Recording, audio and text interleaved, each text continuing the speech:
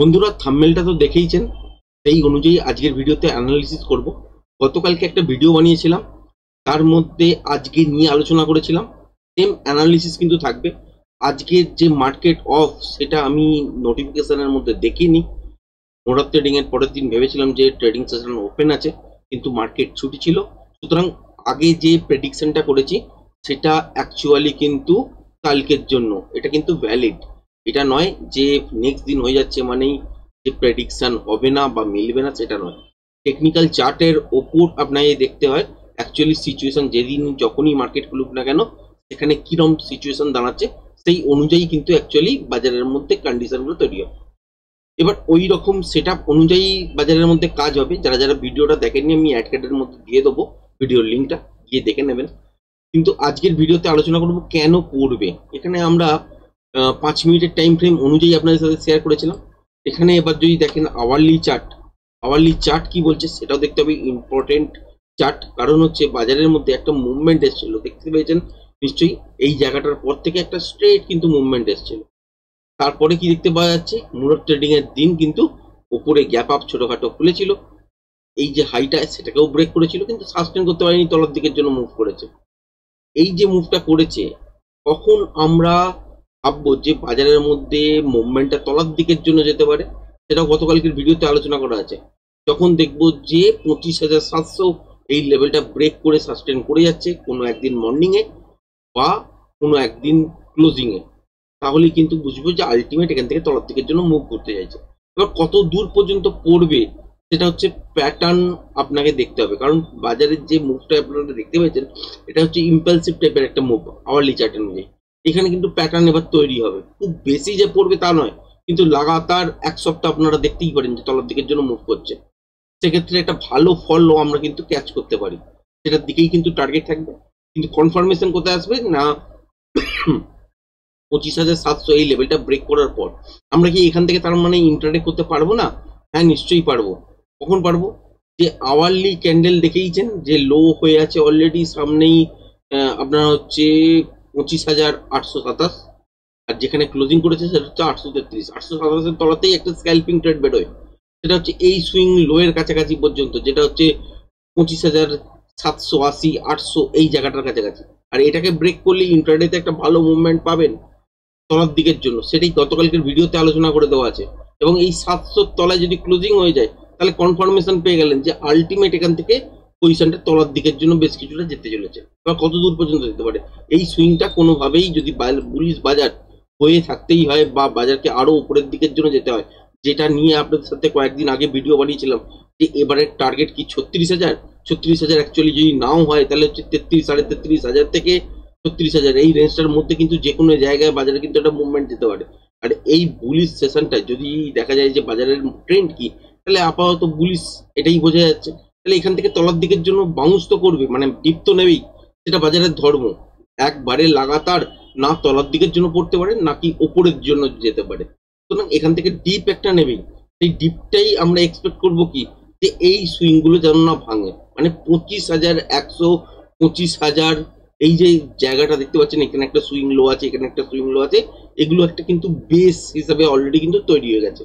এবার বাজার যদি তলার দিকের জন্য আসে, কত দূর পর্যন্ত আসতে পারে এক্সপেক্ট করবো এটাই, যে তলার দিকে 25,300 এই লেভেলটার কাছাকাছি আসতে পারে, বা এটাকেও যদি ব্রেক করে তলার দিকের জন্য আসে 25,100 বা 25,000, কোনোভাবেই যেন ব্রেক না হয় সেটা কিন্তু দেখবো। আর যদি ব্রেক করে দেয় তাহলে কিন্তু এখান থেকে ট্রেন্ডটা কিন্তু রিভার্স হয়ে গেল, মানে নেগেটিভ ট্রেন্ডে কিন্তু চলে গেল আওয়ারলি চার্ট অনুযায়ী। তখন আবার ডেইলি চার্ট অনুযায়ী দেখতে হবে যে কোন নেগেটিভ ট্রেন্ড সাপোর্ট করছে কিনা বাজার, তারপরেই কিন্তু আপনারা মুভমেন্ট সেই দিকেই কিন্তু দেখতে পাবেন। এইরকম ভাবেই কিন্তু অ্যাকচুয়ালি বাজারের মধ্যে যে মুভমেন্টগুলো হয় সেগুলোকে কিন্তু আইডেন্টিফাই করতে হয়। আইডেন্টিফাই করার পরই অ্যাকচুয়ালি কিন্তু আপনি বুঝতে পারবেন যে বাজারের মধ্যে সিচুয়েশন কি আছে, সেই অনুযায়ী কি ধরনের ট্রেড করা উচিত। এবার আমরা আসি ডেইলি চার্টের মধ্যে। 1 ডে চার্ট যদি আমরা নিই তাহলে আমরা এখানে কি দেখতে পাচ্ছি, উপরের দিকে বাজার চলে গেছে, তলার দিকের জন্য মুভ করেছে, এইটুকুনি পর্যন্ত ক্লিয়ার হয়েই গেছে। এখান থেকে একটা যে স্ট্রেট রান, তার এগেনস্টে দেখতেই পেয়েছেন উপর থেকে যখন তলার দিকের জন্য পড়েছিল একটা বাউন্স এসেছিল, আবার তলার দিকে পড়েছিল আর একটা বাউন্স এসেছিল, আবার তলার দিকে পড়েছিল একটা বাউন্স এসেছিল। তাহলে এখান থেকেও কিন্তু একটা বাউন্স হয়েছে, তার এগেনস্টে তো পড়বেই, কারণ এখানেও যে বাউন্সটা হয়েছিল তারপরে কিন্তু তলার দিকের জন্যই পড়েছিল। সুতরাং এখান থেকেও তলার দিকের জন্য মুভ কিন্তু আসবে। এবার এক্সপেকটেশন এটাই যে এই যে বেস জায়গাটা দেখিয়ে রেখেছি, তো এইটা যেন কোনোভাবে ব্রেক না করে, তাহলে এই জায়গাটা থেকে কিন্তু বাউন্স করতে পারে। আবার যদি ব্রেক করে দেয় তাহলে কিন্তু আমরা তলার দিকে 25,000-এর লক্ষ্যের দিকে চলে আসবো। 25,100, 25,000 এই পর্যন্ত কিন্তু চলে আসতে পারি। আবার এইটাকেও যদি ব্রেক করে দেয় তখন কিন্তু 24,600 লক্ষ্যে কিন্তু বাজার চলে আসবে, এবং এই লোটাকে ব্রেক করা মানে বুঝতেই পারছেন এই সুইং গুলো। আর এরপর হচ্ছে অনেক বড় ফল। এটা যদি হতে না দেয় বাজার, তাহলে কি করবে? রিটেস্টের জন্য তলার দিকে আসতেই পারে। লাগাতার 5-7 দিন আপনারা সেলিং সেটআপ দেখতেই পারেন, এবং তলার দিকের জন্য বেশ কিছুটা আসতে পারে। কিন্তু এটা মনে রাখবেন যে যে কোনো জায়গায় আসুক না কেন, যতক্ষণ না সুইং বা 25,000, 25,100 এই জোনটাকে ব্রেক করে সাস্টেন করছে, ততক্ষণ পর্যন্ত কি ভয় পাওয়ার কিছু নেই। নেগেটিভ ট্রেন্ডও কিন্তু ট্রেড করা যায়, সেই অনুযায়ী কিন্তু ট্রেড করতে হবে। ব্যাংক নিফটির ক্ষেত্রে যদি দেখেন 5 মিনিটের চার্ট হিসাবে আপনার সাথে অ্যানালিসিস অলরেডি করাই আছে। আমরা আওয়ারলি চার্ট দিয়েই শুরু করছি, এবং আওয়ারলি চার্টে যদি দেখেন উপর থেকে বাজার কিন্তু লাগাতার পড়েছে, ঠিক আছে না? মোটামুটি যদি দেখেন 3 ঘন্টা তো পড়েইছে, আর 1টা ঘন্টা তার মধ্যিখানে দেখতে পেয়েছেন দোজি টাইপের ফরমেশন করেছে। এবার এখান থেকে তলার দিকের জন্য আসবে কখন, কনফার্মেশন কখন পাবেন, সেটা গতকালকে ভিডিওতে আপনাদের সাথে শেয়ার করেছি, আর একবার শেয়ার করে দিচ্ছি। ঠিক এই যে জায়গাটা দেখতে পাচ্ছেন পার্টিকুলার, ঠিক এই জায়গাটা, এটাকে যদি বাজার তলার দিকে এর তলায় চলে আসে তাহলেই কিন্তু কনফার্মেশন পেয়ে যাবেন। সেটা কতটা লেভেল সেটা আপনাকে জানতে হবে। উপরের দিকে যেটা লো হয়ে দাঁড়িয়ে আছে অলরেডি, সেটা হচ্ছে 57,900, 910 এই জায়গাটা। এখান থেকে বাউন্স নিতেই পারে, গ্যাপ আপের সঙ্গে খুলতেই পারে, কিন্তু উপরের সুইং যদি আর ব্রেক না করে তাহলে এখান থেকে তলার দিকের জন্যই নেমে আসবে, এবং সেক্ষেত্রে এইখানে যে গ্যাপটা আছে এটা ফিল করবে। এবার এখানে কোনো একদিন দেখলাম মর্নিং এ এই গ্যাপটার তলায়, যেটা হচ্ছে 57,750, এর তলাতেই খুললো, বা কোনো একদিন দেখলাম ক্লোজিং হলো, তখন কিন্তু বুঝতে হবে যে নেগেটিভ এখান থেকে ট্রেন্ড শুরু হয়ে যেতে পারে, এবং কতদূর পর্যন্ত আসতে পারে তলার দিকের জন্য এবার কিন্তু মুভ করতে শুরু করবে। এবার দেখতে পাচ্ছেন যে এখানে আওয়ারলি চার্ট অনুযায়ী এখান থেকে সুইং গুলো তৈরি হয়েছে, তারপরে একটা বড় মুভ হয়েছে, তার এগেনস্টে রিটেস্ট করতেই পারে। নিফটিও যদি সাথ দেয়, সঙ্গে সঙ্গে ব্যাংক নিফটিও কিন্তু করবে, তাহলে সেক্ষেত্রে 57,000 এই লেভেলটাও আসতে পারে। এটাকে ব্রেক করে দিলে তলার দিকে 56,200 আসতে পারে। কিন্তু খেয়াল রাখবেন ওই 55,800, 56,200 এই লেভেলগুলোকে যদি আর ব্রেক না করে, কাছাকাছি আসতেই পারে। 4-5 দিন সময় যদি পায় বাজার, তলার দিকের জন্য আসতেই পারে। যদি ব্রেক না করে তো এখান থেকে কিন্তু আবার বাউন্স কিন্তু আমরা দেখতে পাবো নেক্সট সপ্তাহে। সুতরাং আরো একটা সপ্তাহ, মানে সাপোজ ধরে নিন এটা হচ্ছে শুক্রবারের পর মার্কেট আবার ক্লোজ হয়ে যাচ্ছে, নেক্সট সপ্তাহ সোমবার থেকে আবার শুরু হবে। সোমবার থেকে আরো 4-5 দিন ধরে নিতে পারেন যে বাজার কিন্তু নেগেটিভেই হয়তো আসতে পারে। এখনো কনফার্মেশন পুরোপুরি আসেনি। যে জায়গাটা বললাম আপনাদের সাথে নিফটি এবং ব্যাংক নিফটির ক্ষেত্রে, ওই জায়গাটা খেয়াল রাখবেন।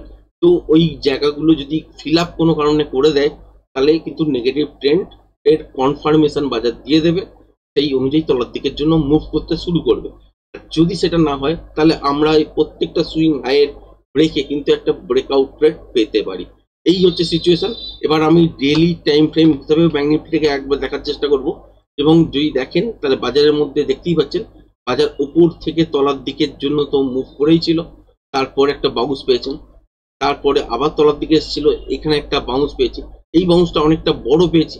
তো বাজার তলার দিকের জন্য যদি পড়েও, তাহলে সেক্ষেত্রে কিন্তু ভয় পাবার কিছু নেই, কারণ এখানেও বাজারের মধ্যে যদি দেখি যে কোনো কারণে তলায় কিছুটা এসছে, তারপর উপরে গেছে, তারপরে যদি দেখি যে আর সুইং ব্রেক করতে পারেনি, সেক্ষেত্রে একটা সেলিং সেটআপ তৈরি হবার চান্সেস থাকবে।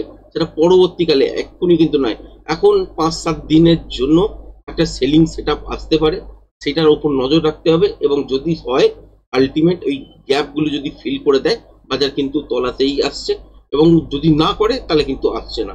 এইটুকুনি কিন্তু খেয়াল রাখবেন, এবং যে যে পয়েন্টগুলো আপনাদের সাথে শেয়ার করলাম সেগুলো নিয়ে একটু ভাববেন, দেখবেন, অ্যানালিসিস করুন। আর যারা যারা টেকনিক্যাল শিখতে চাইছেন, আগামী পরশু দিন থেকে, মানে 24 তারিখ থেকে রাত্রির বেলা 8টার সময় টেকনিক্যাল কোর্স শুরু হচ্ছে। যারা যারা এখনো জয়েন করেননি তারা অবশ্যই জয়েন করতে পারেন। অ্যাডভান্স লেভেলের টেকনিক্যাল কোর্সটা করে দেখতেই পারেন, আপনাদের ভিউটা কিন্তু পুরোপুরিভাবে বদলে যাবে। যাই হোক, এইটুকুনি বললাম। আর 40% অফ চলছে কোর্সের ওপর। আপনারা যারা যারা সত্যি শিখতে ইচ্ছুক আছেন, 40% অফে কিন্তু এই মুহূর্তে পাবেন দিওয়ালি এবং কালী পূজা, দীপাবলি উপলক্ষে।